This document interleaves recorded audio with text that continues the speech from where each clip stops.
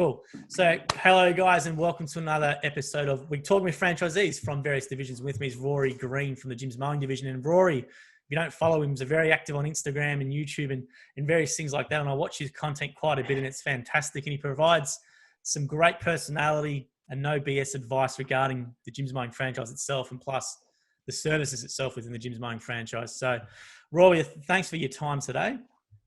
Not a problem, Joel. Good to see you, mate. No worries. And let's start with, first off, your journey in gyms. What were you doing prior to gyms, and how did this all come about?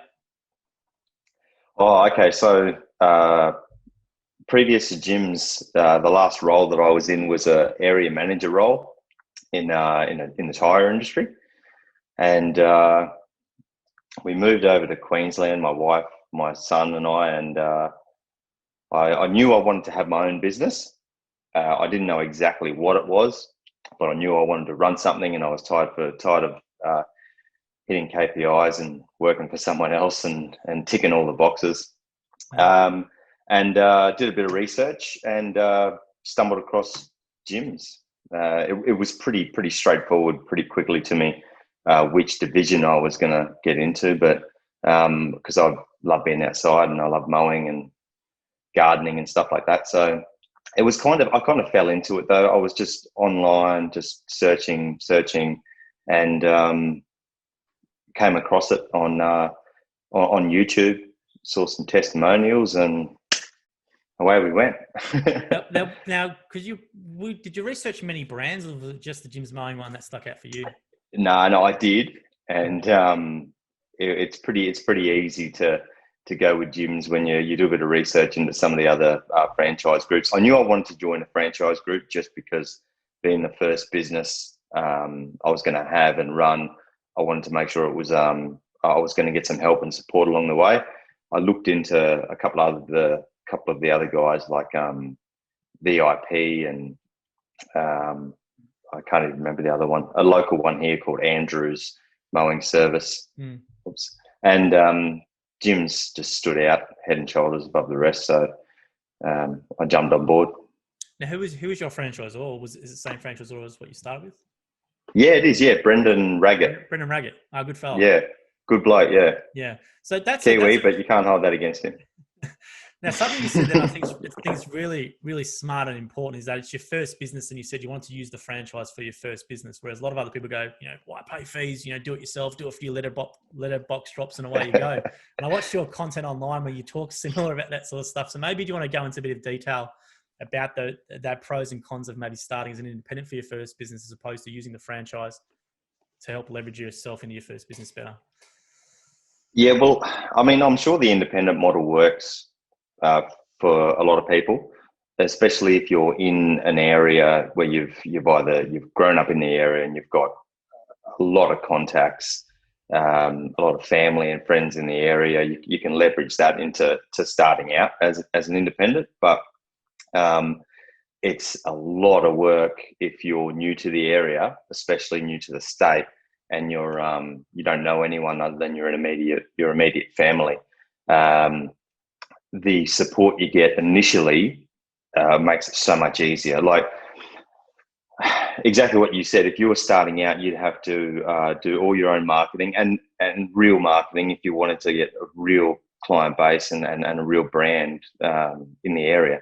You'd have to fork out for all your marketing. You'd have to be doing your old school letterbox drops and door knocking, and you'd probably want to have someone running your social media for you, and it just seemed for me, the amount I'd have to put in for the return I'd get, I'd be better off buying a franchise and having all that done.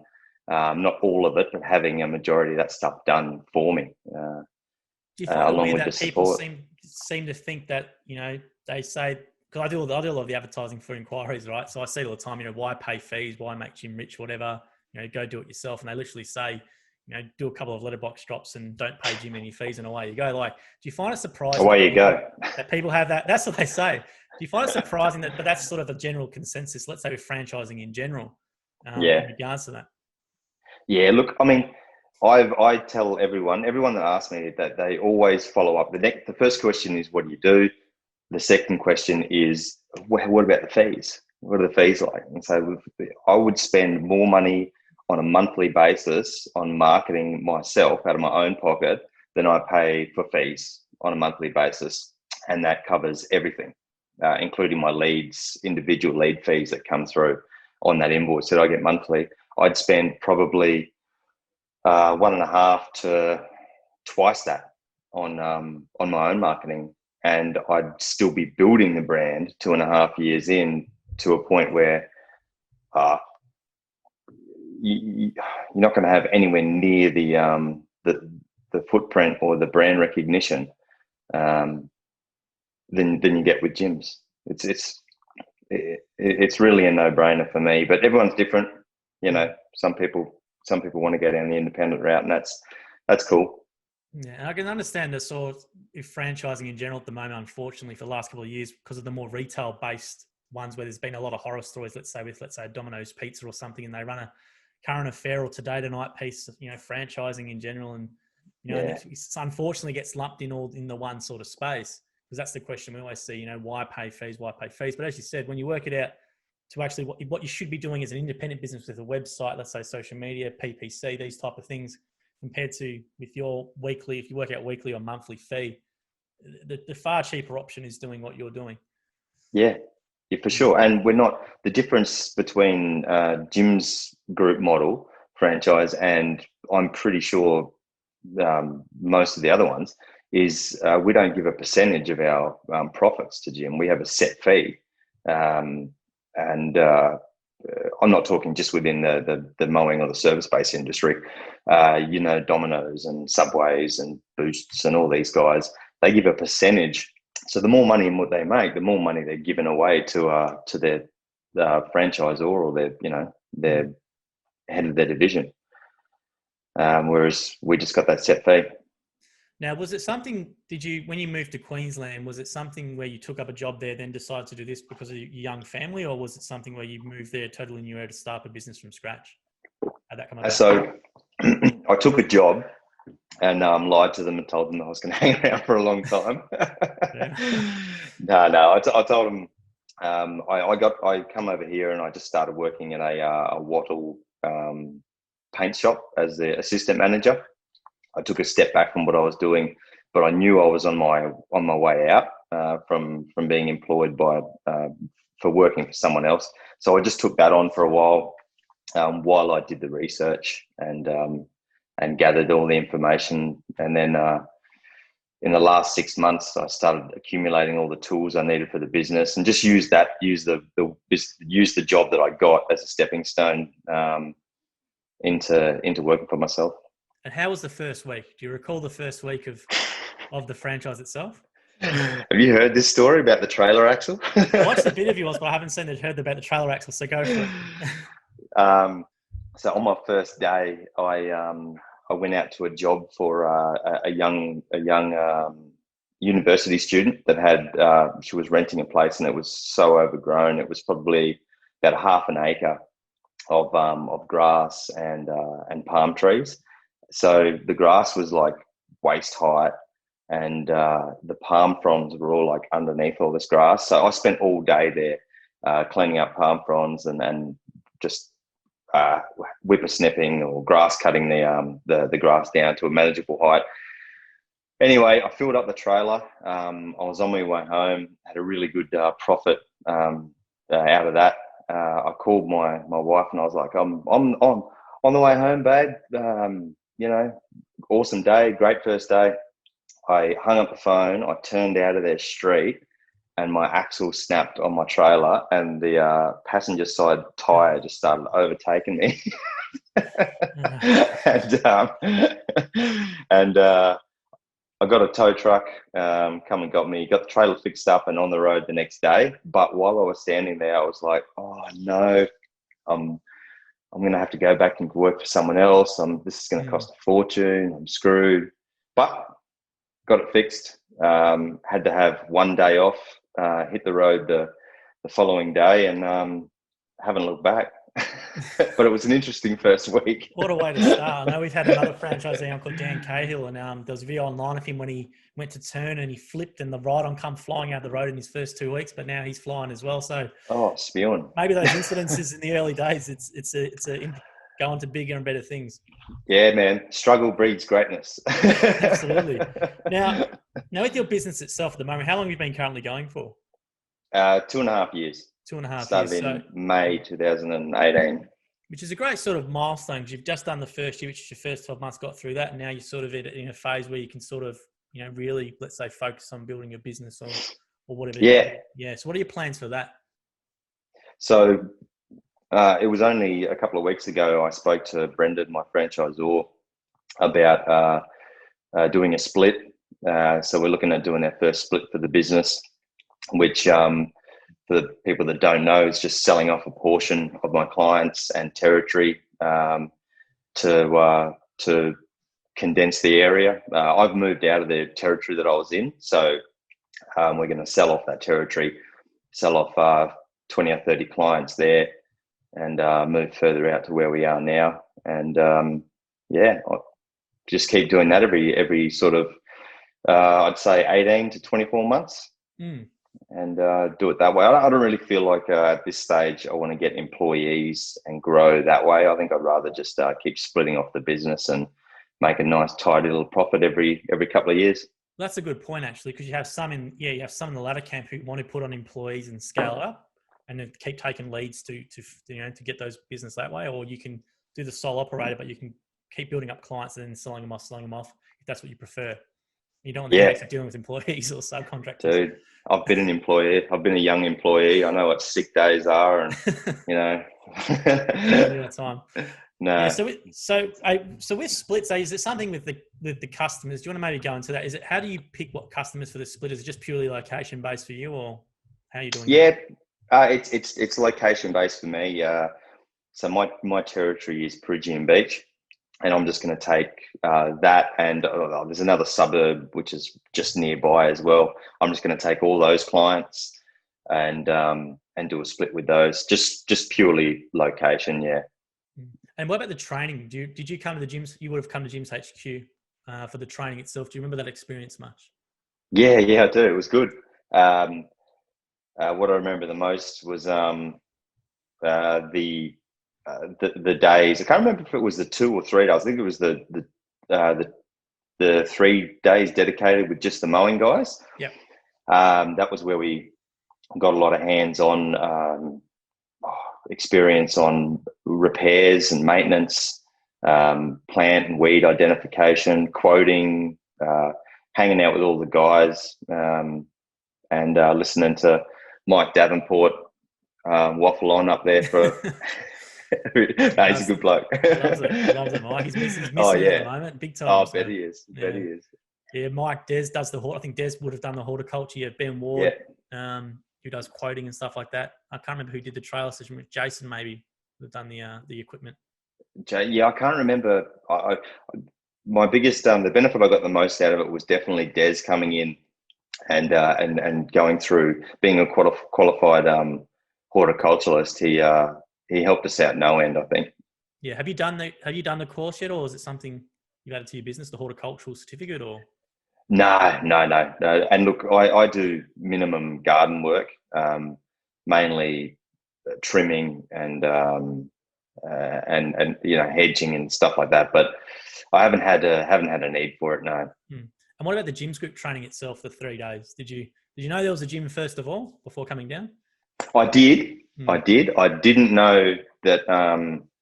I didn't. When he was in the room, he was in there for like 5 minutes standing in the corner. I had no idea who he was. He looked more like Monty Burns than Jim. You like that comment? I had no idea. And then when he got up and started talking, it took about a minute, and I was like, oh, hang on a minute. This is the dude. This is the original. What stood out for you from those 3 days, though?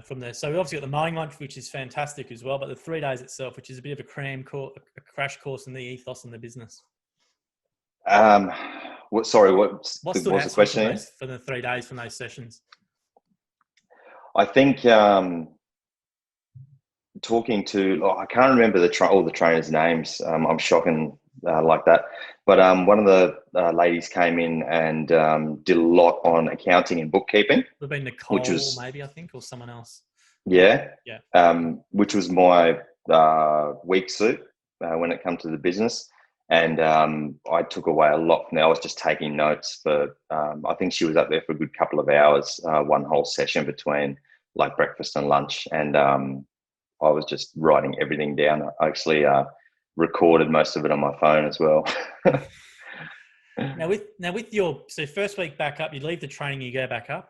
And you obviously had that first day from, just welcome to doing your own business. How was your progression from there in the first couple of months? It was a bit of a blur. The first couple of months, I was just taking on as much stuff as I possibly could. Some jobs that, looking back on now, I probably wouldn't have the need to try and do. But when you're first starting out, I was just getting a handle on physical. I was getting my physical fitness back for sure after having an office job for so long. And those first couple of months were crazy on the body. I thought I was fit. I was like lifting weights and running and stuff. And then I went out there on a whippersnapper for a day and had to hack down a paddock, and I just about died. That's a great point. I remember watching a video, and you did say that about with trial days, for example. Obviously, we say come on a trial day, but you almost said come on a trial week because of the toll on the body, which is a really important point. Yeah. Because you go out. I've had two fellas come out with me, and I probably should have pushed them a lot harder, but I picked easier days so that they wouldn't slow me down in the field. Two guys that came out and did a day in the field, and one guy, he did 3 lawns, and he was keeled over on the fence, nearly vomiting, and that's why I think if you string a few days, maybe come out for 3-4 days, or even a week, it'll definitely benefit, because you don't know what it's really like until you're halfway through a big job and you're just going, wow, I've bitten off more than I can chew here. Yeah, you definitely don't see any overweight mowing franchisees. And if you do that, start off that way, then a couple of months later, it's the best fitness training program going around, I reckon, by mowing franchise. Oh yeah, it's crazy. It's good for you. Get plenty of vitamin D. Absolutely. So how did you deal with the body then? As you said, you just took your time to get adjusted, just pushed through it. And as you found, let's say, work fitness, you got more work fit as you went. Yeah. Well, it's amazing too, the amount of stuff that cleared up. Like, I was having issues with herniated discs and stuff back in Perth from just footy and lifting weights and all that sort of stuff. And then sitting down in a car and driving to work, sitting in an office. After a few months of getting match fit again out in the field mowing, it all went away. All the aches and pains, the slipped discs, herniated discs. It's amazing what it does for you, getting out and just staying mobile. Well, that's surprising hearing that, because you'd think it'd be the opposite, wouldn't you? If you had a back issue, whereas you're saying because of the movements and all that sort of stuff, it's maybe loosened you up a bit, and now no more an issue. Yeah, you loosen up. Everything, like my hips all loosened up and my lower back loosened up, and it's been the best thing I did was get into this mowing game. There's another benefit for the franchisors to loosen you up as a tick benefit on the benefits list when we do it. But that's a great one. I've never heard it before, so I'm glad you mentioned that as well. So in your stuff, when you're talking about new franchisees coming on board, you gave some great advice, I reckon, about taking everything you can, whereas a lot of people want to start and pick and choose and not do that. Maybe do you want to talk about how you built your business up really quickly, and the attitude you took, or the method you took for doing that? Yeah, well, just doing just that, taking on as much as you can.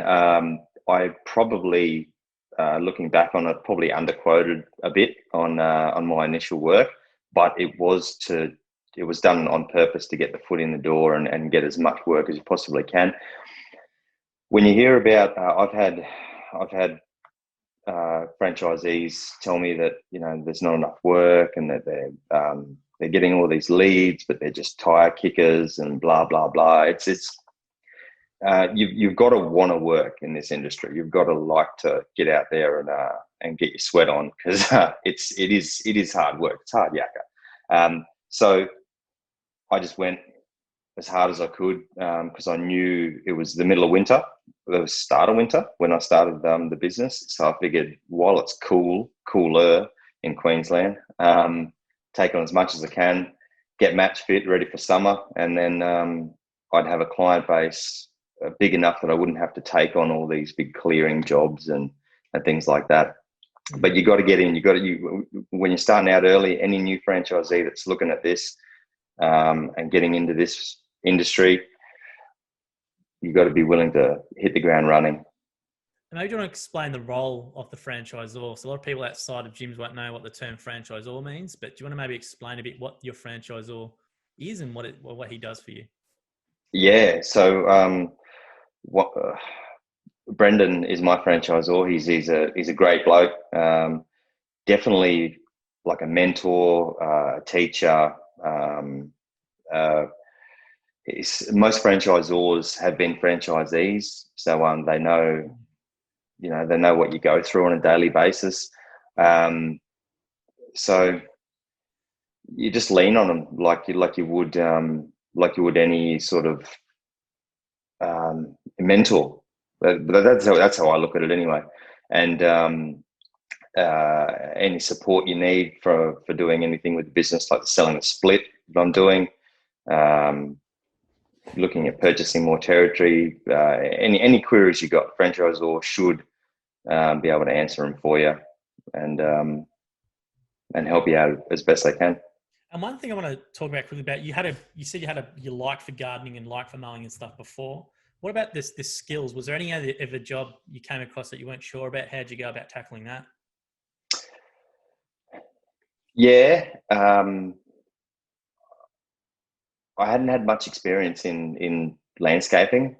So I just sort of took on the real easy stuff, putting together garden beds with easy materials, just screws and nails and and basic ground level garden beds and stuff like that.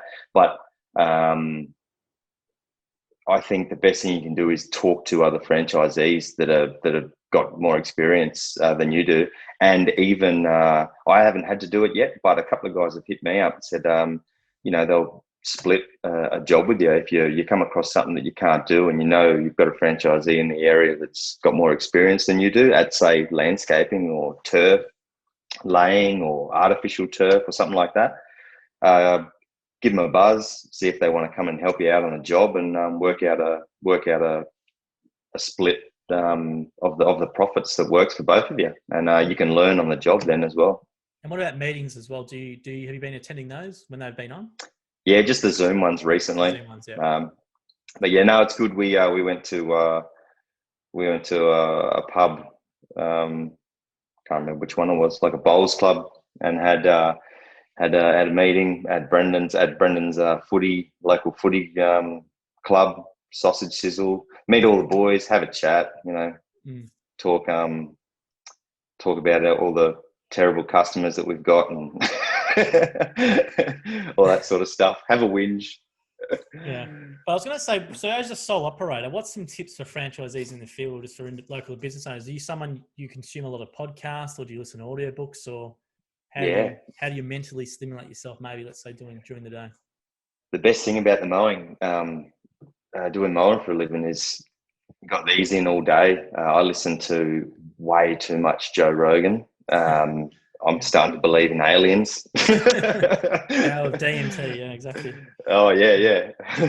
No, look, I listen to audiobooks, podcasts of all sorts. I listen to the NRL and AFL podcasts that come out. It's amazing how quick the day goes when you plug your headphones in and you listen to either 3 hours of Rogan or an audio book, or listen to the commentators talk about the previous football games over the weekend. That's my go-to on a Monday. I love it. I'm like, yes, all the footy podcasts are out. You put them under your head? You put them under your earmuffs, or how do you work with your earpods? No. The AirPod Pros are the noise cancelling ones. Yeah. So they're PPE as well. It's great. Anyone that wants to know, if not just these, there's a brand called ISO Tunes. that the guys, a company called Catch Pro sell in Brisbane, and they're like earbuds, so you don't have to wear the big earmuffs. Brilliant for PPE, and also you don't have those massive hot earmuffs on while you're trying to work out in the sun. Absolutely, it's a tax deduction as well. It's a business expense. Yeah, I myself. So for sure, man. They are very good. Now, do you have any tips now for fellow franchisees? Is there something that you find yourself saying that over and over to other franchisees, or what advice have you been giving people up in your region? Advice. Wow. I think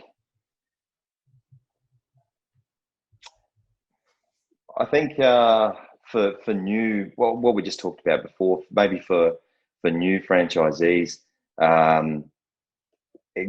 listen and consume as much content as you can about the industry, whether it be YouTube podcasts, talking to other business owners around the area, and gather as much information as you can, and treat your business like it's a hobby, not a job.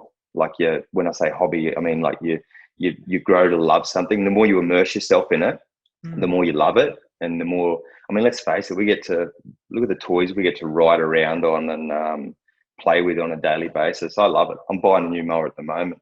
Haven't told the missus, but like, just immerse yourself in it, and you'll find you do that with anything you love, and it becomes in a bit of an obsession rather than a job. That's a great point. So what podcasts or what resources in the lawn and garden care industry can you recommend?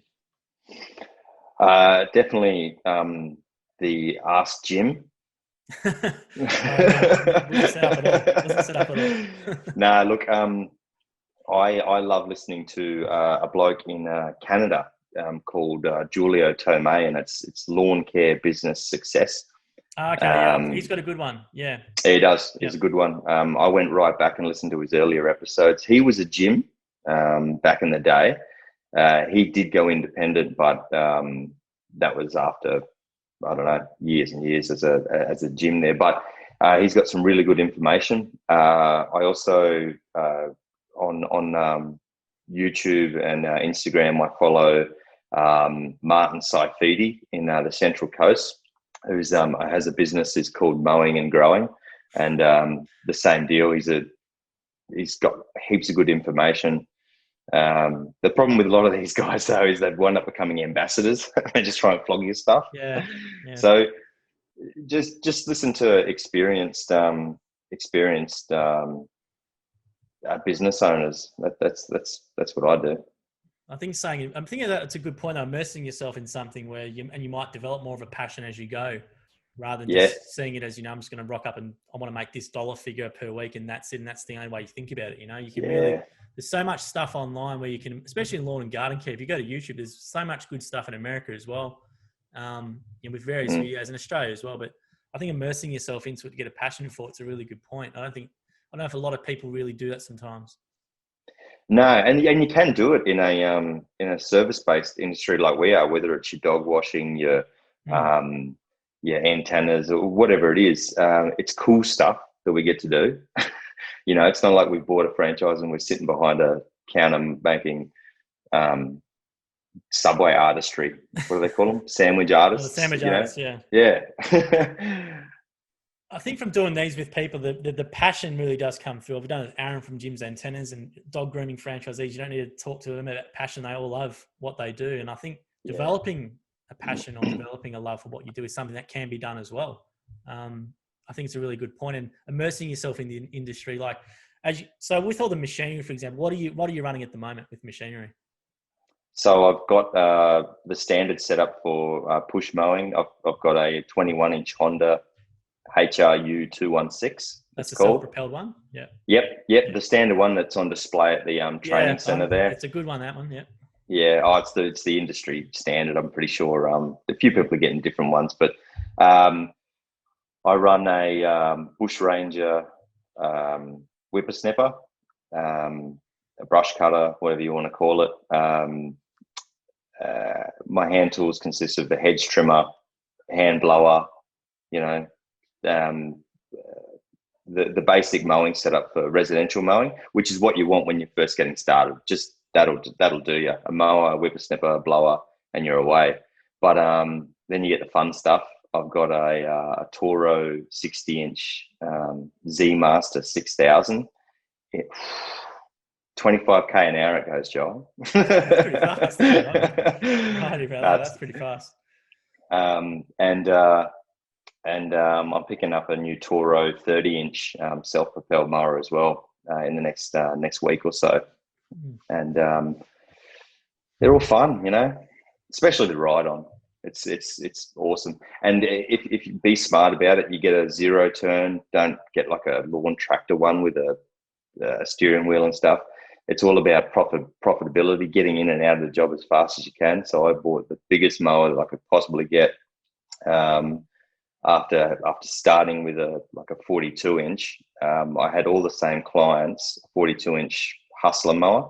I had that. I kept all my same clients, and I upgraded to a 60-inch. Takes me half the amount of time now, and I'm still charging the customers the same amount. Fantastic. That's a great little advice for people there on how to be quicker at their jobs. Is there any other tips regarding being quicker at jobs, or any bit of advice around that? Yeah, get a routine on each property. Each property is different. The first time you do it should be the longest it takes you, and then the next time you get a little bit quicker, and then by the third and fourth time you're probably shaving about, you know, on a standard lawn that might take you about an hour to do. When you first start, you should be cutting that down to about 40 minutes or so, and have a set routine at every single job you get to, whatever your routine is for unloading all your gear. It makes you as fast as you can possibly be. If you do the same thing every time, you get into a rhythm, you can just about do it with your eyes closed. And on your channel, you had some really good advice about equipment, about commercial grade and, let's say, domestic grade. And some people go and buy the domestic stuff and realize they should have got the commercial. Maybe you want to go into that a bit.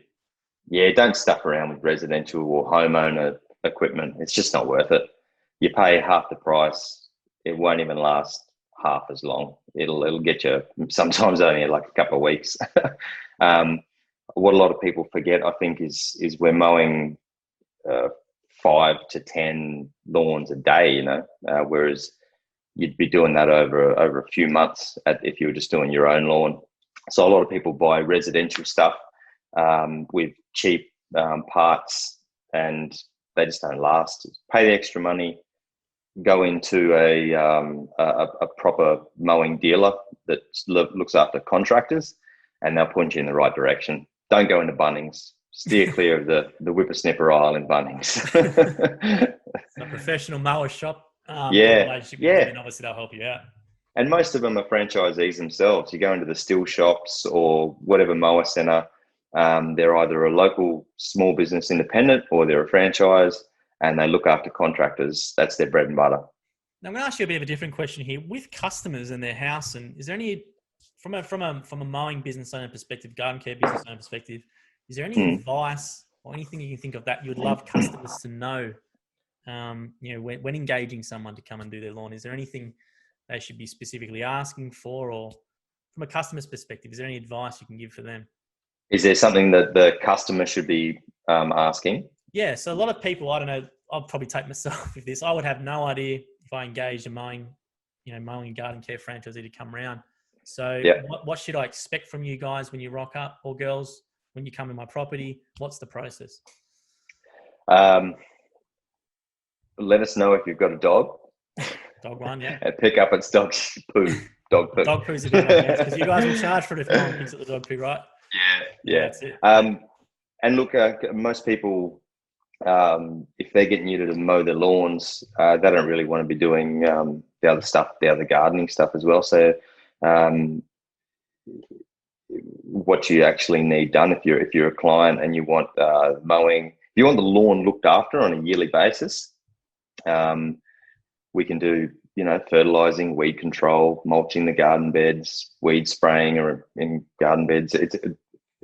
You just want to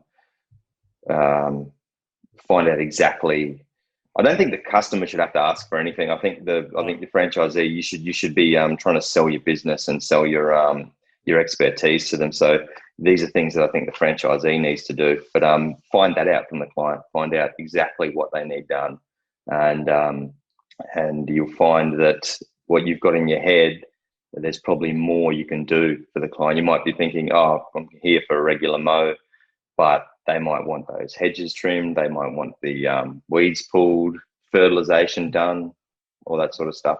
What's your style on approaching that? Because I know it can be awkward for some people to upsell sometimes, and some people might not have that confidence. So how do you go about, let's say, broaching that subject with the customer?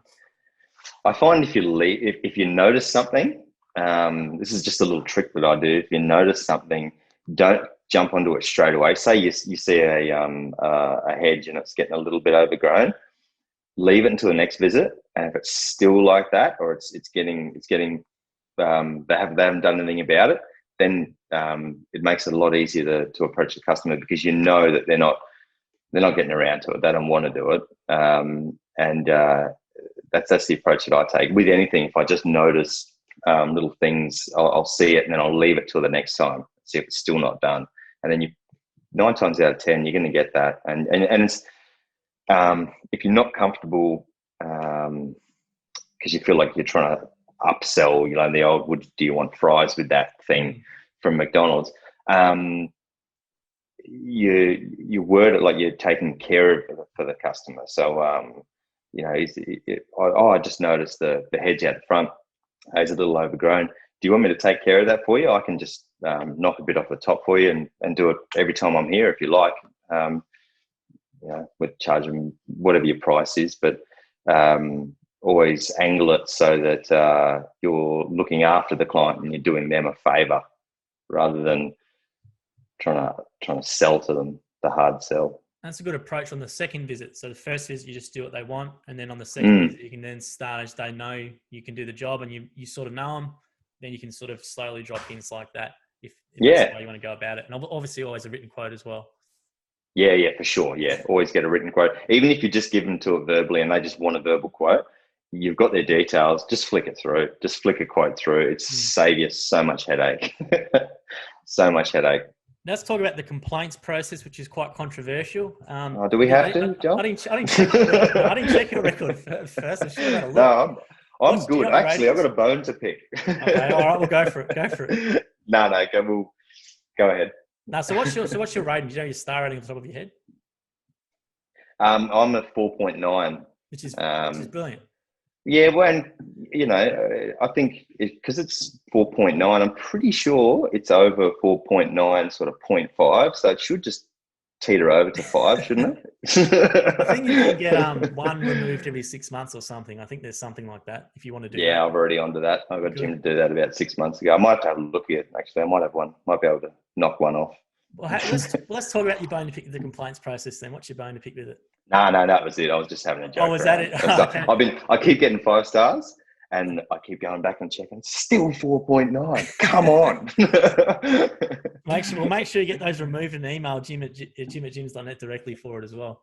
But I was going to say, with the complaints process, it's quite controversial and it can definitely cause a lot of angst. And from an outsider looking in, obviously I'm inside the business a bit hard, but I think that how much franchisees care about complaints is brilliant, because I just think as an independent person, I don't think they do. Whereas I know how serious franchisees take it. It's probably the most common thing for angst is the complaints process. But I think it's a great reflection on not only the franchisees, but obviously how serious Jim is to customer service. So what's your take on the complaints process in general? And have you ever had one? Oh, yeah, for sure. I've had a handful. I wouldn't say complaints. I think I had a couple of low star ratings that were put through as a complaint. But I mean, I haven't had a client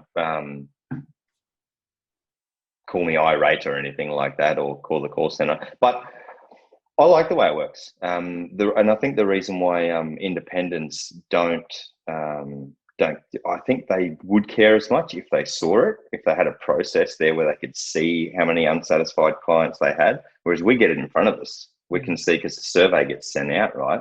But I like the way it works because most of the time there's comments left there. If you haven't done anything terrible where the customer doesn't want to hear from you ever again, you can fix the problem and get the complaint wiped. Yep. It gives you something to strive for as well. I mean, that's like I said, I always check this. The moment a survey gets sent through, I always open it up and have a look and see what they said, pump my tires up a bit. Makes you feel good, you know. Have you had 55-star surveys yet? No. You get a feature on our wall on the website when we do it. So when you do it, get Brendan or yourself to let us know, and we can feature on the website. Yeah, I'm all over it. It's what I've been focusing on for the last couple of months, is trying to get to the 50, just so I can get a picture holding a trophy next to Brendan. I hope more franchisors do it. I know Dogwash sort of started a trend with it when they sent through things, and they're right over it. I'll be calling him, telling him. I'll be calling him up, telling him, come on, man. Fantastic. Get something for it. But I think it's great that we do that. But I was going to say as well, with the so you're quite prolific with social media in your business. Which I think is great and fantastic. And that's something I love as well. So maybe do you have any advice for franchisees on maybe why you think it's important, or if they're not too, let's say, comfortable with it, how do you go about, doing it, or any advice for them? I just do it just for fun. It's not really, it doesn't generate a great deal of business. I find, I mean, I'm sure you can, I'm sure there's ways to go about it to try and monetize your social media, but I just do it to stay connected. I get to chat with other guys in the industry, share photos, and see work that they're doing, and the YouTube stuff. I just do that just for other franchisees, just to let them know from a franchisee in the area that's living the life. I mean, that's all it is. Plus, I'm pretty sure we're all addicted to it in some way. The Social Dilemma on Netflix. I don't know if you've seen that. Oh, dude, I've just watched it 2 days ago. I don't know. I'm torn. Yeah, I downloaded an app to stop me. So it tells me like literally every 2 hours how long I've spent on my phone, and you start adding it up at the end of the week and go, oh, gee whiz, what am I doing with my life? I've spent 10 hours on my phone in the week or whatever it is. So yes. No, look, that's it. I just do it for a bit of fun, and I get more comments from my mum than anything on my social media. Yeah, some ways a good way for your parents to keep in touch is to see what you do on social media. Sometimes the only way. But I was going to say, what do you really like? So you've mentioned a bit about the business. What do you really like about it? Like, what do you take out of it? What do you see as the main benefits from being a Jim's Mowing franchisee? Oh, there's so many. I talked about the health benefits before. I'm healthier and fitter than I've ever been, and I've been active my whole life. I've played sport my entire life, and I'm healthier. I'm fitter. I'm outside breathing fresh air. I'm spending twice as much time with my family, with my wife and my son than I was living in the city behind a desk. It's just. And it's yours. It's your business. It's my business. Even though I've got his sexy mug on my on my uniform and your shirt, which I want, by the way, the blacks, the black, the white and black. 6 of these available. When we can get back in the office to post stuff, I've got to try and get some done. But yeah, man, it's just a much better lifestyle than what I was living before, and I think anyone that wants to have a business, have support, and be able to make a good living by doing some honest work, it's the way to go. Doesn't matter which division either. It seems like it's all pretty much the same across the board from what I hear from other franchisees. Yeah, the income thing is also, was your income more or less than what you previously were doing? Look, it was less, but the lifestyle outweighed it by a ton. I was an area manager, looking after about 12 stores, retail stores in Perth, and I was on a good wicket, but it just wasn't worth it. And, you know, you put in some work, and I'm almost where I was then now anyway. So it's just, You hear that a bit, yeah. You hear that, let's say, from the corporate types or from people with similar roles to you, that they, after a while, they eventually build back up to what they probably were on or even exceed it. But they have these they have all these lifestyle benefits where they can drop off the kids from school, a lot more family time, they're fitter, they're healthier, and they're actually happy doing what they're doing. And what's it worth? Like, what's you're not going to get buried with your money. Well, So, that's a great point, and there's a lot of rich, miserable people. I can tell you right now. So there's a lot of people learning not much who are doing something they love and they enjoy, and they're really, really happy. So it's definitely what's important to people, I guess. And family is a big thing for our franchisees, and for people who come in gyms, it's always the same thing. What you're saying is the family time, having a young family. You know, you can see them grow up. So what's your typical day like? Is it you starting at 6 a.m. and finish at 2, or how's your typical day look? That's about it. Yeah, 6 and 2, or 7 and 3. It's great hours. So, yeah, man, it's awesome. It's got me working 9 till 9, so it's. I need. Well, hey, you're the man behind the scenes getting everything done. Nah, everyone's seen me on a whippersnipper. I damaged the lawn, so I wouldn't want to I get too many complaints and boot it out, I reckon. But yeah, absolutely. But that's a great hour. That's a 7 to 3. Is it? How young are your kids? I've got a 5-year-old. He turns 6 on Saturday, actually. Yeah, 5-year-old. But you can drop him off from school when they back in school now and stuff like that. Then pick him up. Yeah.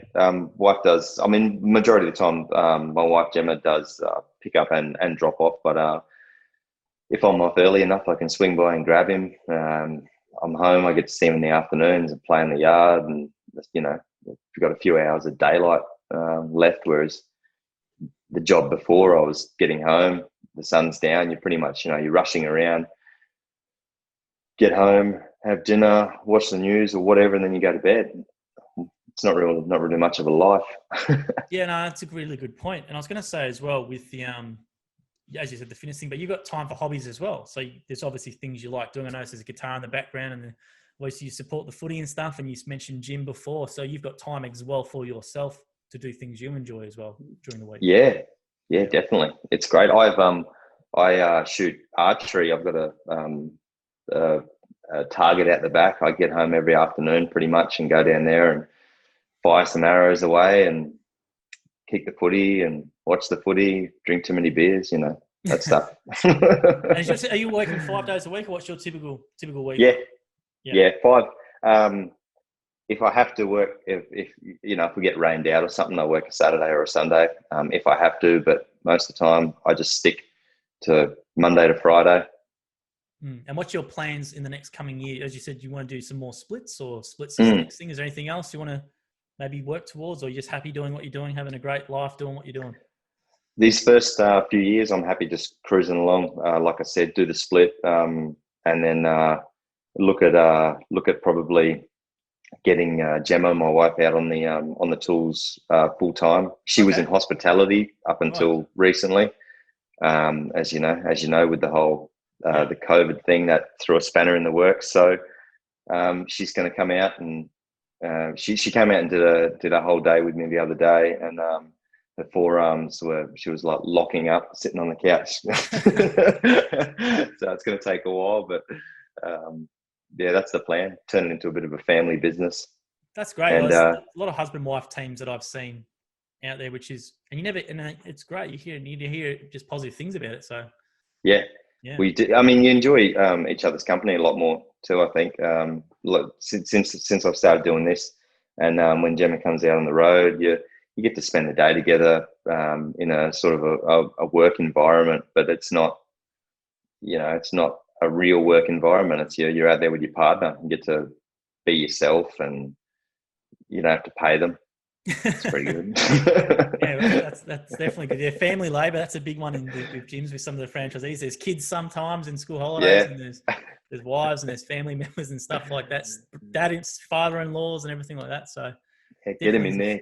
Definitely is a family business. But I just love it how it's a great vehicle where you can, people on the outside, you know, looking at it, you think, oh, it's a mowing franchise, and I think it's just mowing and this and that. But as you said, so much time for yourself, for your family. Your wife can come work with you. You drop off your kids from school. You're fitter, you're happier, you know, your money's up there. You know, I just think it's a I'm very happy for you and for Mowing franchisees and for other franchisees who've just taken action to do it. So what do you think, just out of your opinion, stops people from taking the action? Because the hardest thing I think is you're in that position where you're working and you're on good wicket and you go to this uncertainty period and then you're happier, let's say 2 years down the track, but there's that gap in between. So what do you think would help, or why do you think people don't sometimes make that leap? That's fear. It's fear of uncertainty and destabilizing the norm. I mean, when you're in a good safe job where no one gets fired anymore because this is just my personal opinion. No one's held as accountable as they should be in roles working for companies, especially big companies these days. And you get stuck in a bit of a rut, and you just stay with the normal and what you're used to, and you underperform a lot of times. This is just me. This is what I did as well, and you start to go through this routine of just getting up and doing the same thing every day, and you don't really enjoy it, but you don't want to try and disrupt it because you don't know what's on the other side. You don't know. That's why I think these videos that you do with franchisees are really beneficial. It's letting people know that you can do it. There is a risk of failure, but there's a risk of failure doing anything. There's a risk of failure. There's crossing the road. There's just it's a fear of stepping outside of the comfort zone and trying something new.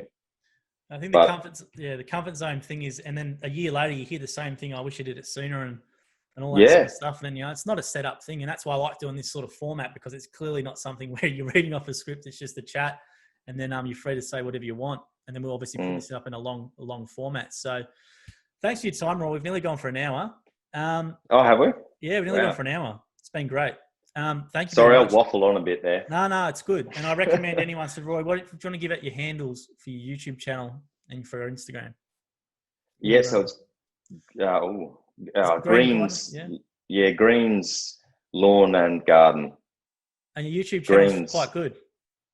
Yeah, I've only got a few videos up there, but I'm just going to keep doing them. It's just when I think of stuff in my office / car, I just think of stuff, and I'll waffle on for a few minutes about stuff, the experience that I've had, or that's something that I've noticed, and a few bloopers on there as well, which I think people will find pretty funny. No, I think it's great. I think you definitely give it a watch, especially if you're thinking about the Mowing franchise. Obviously, we have produced stuff from our end, which is smaller clips, but with your stuff, there's I think it's like a 6-part series you did on Mowing franchise. You went from start to finish. It was quite in depth, and I think it's a really good video for anyone to watch. Yeah, thanks, man. Thanks for doing it off your own bat as well, because we didn't ask you to do it. You just did it, so it's great. I think without throwing too much shade, it's a lot of the franchisees videos that I've seen. The guys are relatable, but they seem to be pretty hand-picked. And I just figured I'll just make some videos from me sitting in the car, which you do a lot, of just talking about the job. And I think it's a little bit more relatable. Yeah. Well, we've done, it's definitely more, it's a good point, but we definitely, when we do it, we always get, the franchisor says, I will have someone good to put for you, so you've got to run with what they give you as well. But we've tried to do, that's why I like doing these longer form things, because it's a lot more, you get a lot more out of someone. It's not just a minute grab or, the same story arc of what you did before, how you're going now, how much you're making. There's a lot more that goes into it. And that's why I like doing these longer form things. And, and hopefully if anyone has made it to the end of it and they're thinking about it, you've heard from Rory yourself. And I definitely recommend the YouTube channel. I'll go on and about it again, but your YouTube channel with that 6-part series, I think it's really, really great. Genuine, authentic content on a franchise. I just think it's fantastic. And I'm glad we allow it, because I don't think not many other brands would allow someone to do that, but I'm glad we do.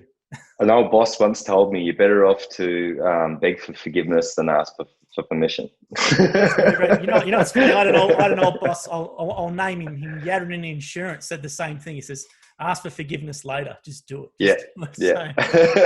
Same type of thing. Was there any final thoughts or any comments you want to leave, Rory, before we cut it short? No, man, I'm really happy. I just want to say thanks for giving me the opportunity to have a chat to you and stuff. I've been following you for a while with your content as well. You've got a podcast, the Genuine Convos. Authentic Convos. Authentic Convos. Might change the name, but yeah, we'll see. Yeah, and no, it's good to speak to you. Thank you very much, Roy. Really enjoyed it. And if anyone's thinking about anything Jim's Mowing related, and what's your territory? Let's give you a business a plug. What's your territory? Jim's Mowing, Peregian Beach. Peregian Beach. So if you ask for Rory, Peregian Beach, 131546, they can put you in touch. Beautiful. Thanks for that, Rory. We'll leave it there. Thanks, man.